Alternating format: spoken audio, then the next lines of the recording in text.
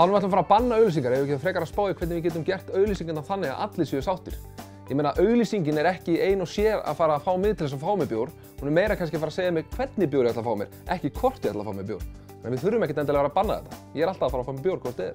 Er ekki óhætt að treysta neytendum til þess að velja sjálfir? Er ekki hægt að treysta neytendum til þess að sjá auglýsingar íslenska framleiðslu á bjór og öðru án þess að það skapi einhver glundroða og fólk rjúki inn og yfirgefi fjölskyldur í auðlæði? Þetta er náttúrulega bara galið. Við erum með frábæra vöru, við megum ekki segja frá henni og á sama tíma og megum ekki segja frá þessari vöru að þá ætlum við að vera með einhvers konar opinn glugga til þess að segja frá samkeppninni sem er erlend.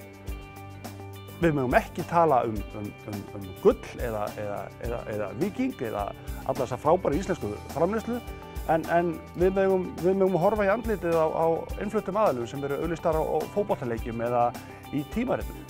Hversu galið er það? Kynntu þér málið hér.